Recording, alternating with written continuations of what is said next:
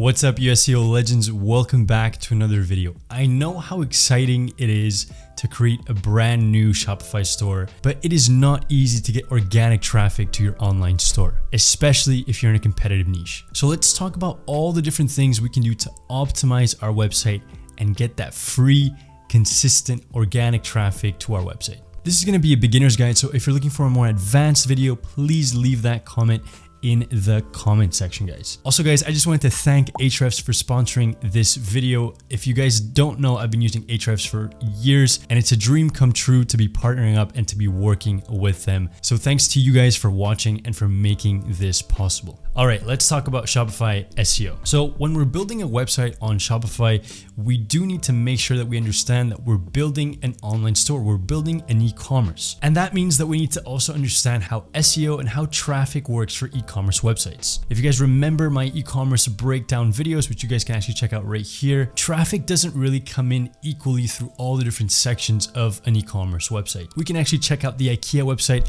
a very, very successful e-commerce store. So what we're looking at here, guys, is I've just added in the Ikea.com domain. We are now looking at the top pages in the US for the Ikea domain, right? So if we just scroll down and take a look at some of these keywords, some of this volume and their positioning, we're going to see that Ikea is ranking incredibly well for some very competitive and very large keywords. But if we actually take a look at some of these pages, I'm going to open some of these up now. We're going to see that a lot of these pages are actually category and subcategory pages, right? So they aren't product pages, right? And why is that? So let's just quickly open up some of these pages. We're now taking a look at the sofas and sectionals page, and we're going to see a bunch of different sections of content, a bunch of different ways of showing their products, but we're gonna see that this isn't really a product page, right? Keep scrolling, we're gonna see this big chunk of content, which we're gonna talk about later. If we scroll over to the furniture page, this page is also performing very, very well. We're gonna see that again, this isn't just one big product page, it's a category or collection page, as we call it, inside of a Shopify store. Now, what does this tell us and why does this make sense, right? So unless you have a very well-known product, most of the time people are gonna be searching for that product category. And that's because most often people know the type of product and the category that they want, but they aren't really sure of the exact product yet. So that's what they use this keyword for. They type that in to find some of the results and see what options are available to them, right? So that's when people type in generic e-commerce keywords like bedroom furniture or like men's joggers or like women's tennis shoes, right? So they want to browse and they want to see all the options. So what does this tell us? This basically means that we need to focus a lot of our SEO efforts into building really well optimized category or collection pages, as we call them inside of Shopify, because those are most likely the ones that are going to bring us the most traffic. And there's a few things that are essential for category pages. And if we go back to these Ikea pages, we're going to see that it's essential to have different sections to these pages, right? It also depends how big that category is. If we have a huge collection of products for that one category, we might want to separate that up into subcategories and then have a way for them to navigate to those subcategories, right? But as we're going to see, we want to make sure that our customers can sort through, filter, and take a look at all the different products we have for that category. We also want to make sure we have a bunch of different images, and we can't forget about the structure of the page. So the structure of the page is what's going to help that page to rank on Google. And what I mean by structure is I'm looking at all these different headings and subheadings that Ikea has added. So this is not an accident. We're also going to see all the different keywords that are plugged in there. We need to do the same with our Shopify website, right? And then now we have a huge list of products. I also want you guys to notice this pretty big chunk of content that Ikea is adding to the bottom of their e-commerce category pages. This is something that's very common, and it's an easy way to add an extra level of relevance, an extra level of context for Google to understand what this page is about. If we check out the bottom of their furniture page, we're going to see that it's very similar. So we also have this pretty large chunk of content that's talking about all the different types of furniture, the materials, different rooms. So this is something that we also want to add to our Shopify website. But how do we do this? So I've actually created a little demo Shopify store just to show you guys exactly how we're going to do this, and so you guys can follow exactly what I'm doing on your own store. So this is just a little SEO Legends apparel website. You guys can feel free to check that out. But what we're gonna do here is we're gonna start off focusing on that category page. So the first thing we're gonna do is I wanna take a look at the design side of things. So we do that by going to my online store, going to themes, and by customizing that category page. So you will need to create that collection before you actually edit that page. But what we're gonna do here is go to collections, go to the default collection, and I'm gonna change the preview of what I'm looking at. So I'm looking at my summer mugs category page. So this is just a page that I've created just for this example, right? So this is gonna be a category page. So now that we're on this category page, what do we do first, right? So the first thing is we need to make sure that we've done some keyword research. And with keyword research, we're gonna find that main keyword that we're gonna target. And we're also gonna find some keyword variations of that main keyword that we can add, sprinkle throughout our content here. The main keyword that I'm targeting for this specific page is summer mugs, right? So that's the main keyword that I'm gonna be adding in a bunch of places. And then I'm gonna find variations of that keyword to add everywhere. So I obviously only have one product. If I had more products inside of this category, we'd see it right here.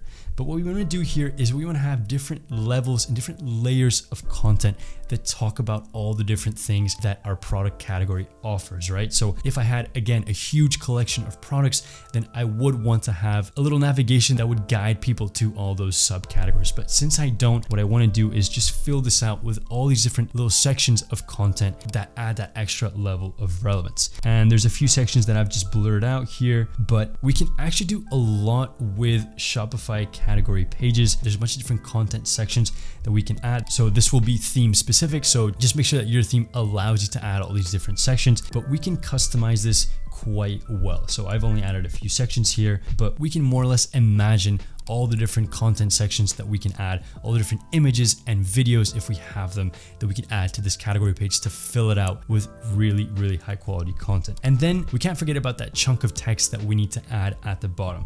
And we actually add this back in the admin side. So I'm not going to save any of these changes. We need to go to products and we need to go to collections. So we're going to see that summer mug collection again.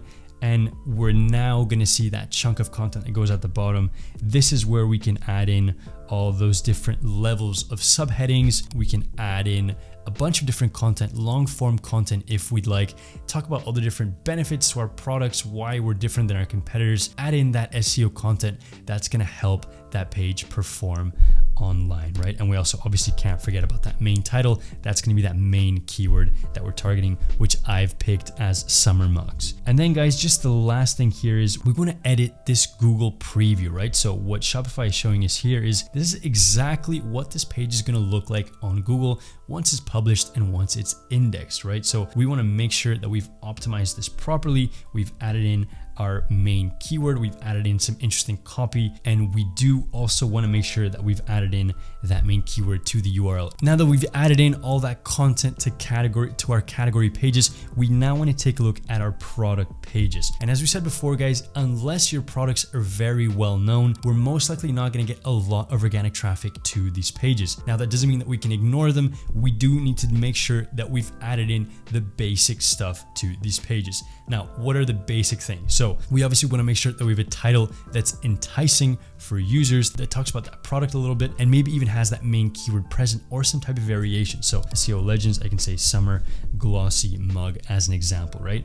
Then we have the description. Here we can add some headings, right? We can add a bit of content here. If we have a product that does have that ranking potential, this is where we add some of that SEO content, right? Now, I do want to talk about product descriptions really quickly. So the description you guys are seeing right now, so this one right here has been directly imported from the supplier of t-shirts, and because this is a print-on-demand store, this is being imported directly from Printful, right? So we do need to be careful with this. There wouldn't really be a penalty on my website for adding in a description that's probably present on a bunch of other websites, but we do know that Google values unique content. So whenever we can, we do want to make sure that we're adding our own unique content to our product descriptions. that's going to be very beneficial. We obviously want to add a bunch of different pictures and videos if we have them, and we can't forget about our alt text, right? So this is that text that's going to help Google understand that image a little bit more. Google can't really see images the way we can, right? So we want to add that description that just talks about what that image is. We don't need to keyword stuff here. We can just describe what we're looking at, right? And if we want to take this one step further, another thing we can do is make sure that we've also optimized the file name of that image. So if we see a white glossy mug, then the name of that image might be whiteglossymug.png or .jpeg or whatever other extension, right? And then we have that alt text that matches that same image. So alt text is an important additional thing that we need to make sure we're adding to all of our images. And the last thing we want to take a look at for our product pages is, again, the search engine listing preview. We just want to make sure that we've added in that main keyword and that our meta description isn't too long. We want to add some copy that's going to help people click and that's going to give us a decent CTR, right? So again, that URL handle, whenever we can, we want to make sure that we're adding that keyword. We're going to save all of that. And then guys, I want to talk about the blog. So blogs for e-commerce websites are often forgotten. Everyone's always focused on their category and their products and making sure the pictures are perfect, but blogs are usually the hidden superpower inside of most websites. And this is especially true for e-commerce websites and especially true for Shopify websites. Inside of all Shopify stores, we have the ability to create blogs and blog posts, right? I've copied some of these blogs over from the actual Shopify blog just to show you guys exactly what you can do with the basic Shopify blog. So we have everything we need to create a high performing blog, guys. And we can't forget about the blog because the blog is that second section of traffic that's so important to e-commerce websites, right? So we'll have the category pages that are targeting the more bottom of the funnel purchase and transactional intent keywords, right? So people that are looking to compare products and most likely purchase a product. Then we have keywords that are related to our main products. They're more informational and more top of the funnel. So I'm gonna give you guys an example. Let's say I have an e-commerce store where I'm selling cameras.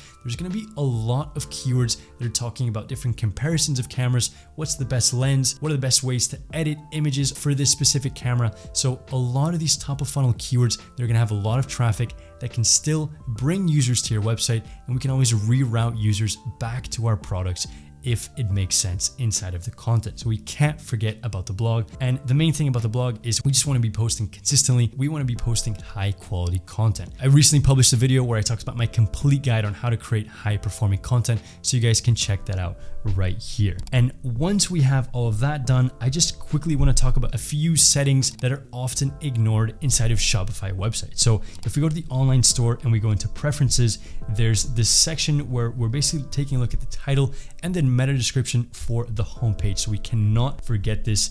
This is really important. We also have our social sharing image. So this is the image that's going to pop up if we shared our website on Facebook, for example. That'd be the image that comes up. We don't want to forget about this either. And also very, very essential, Google Analytics. There's a bunch of different tutorials that are going to help you set this up. We can't forget to add Google Analytics and Google Search Console to our store, right? We need to know exactly what's working, what isn't, and where we need to make changes and how, right? So we also have the Facebook pixel and a bunch of different settings that I recommend you guys check out. If you guys want to see part 2 in a more advanced Shopify SEO video, please leave a comment. If I do end up making that video, I'll post it right here. Otherwise, I do recommend you guys check out that complete guide on how to create high performing SEO content. You can find that right here. Thanks for staying till the end, guys. And thanks for Ahrefs again for sponsoring this video. I'll see you guys in the next one.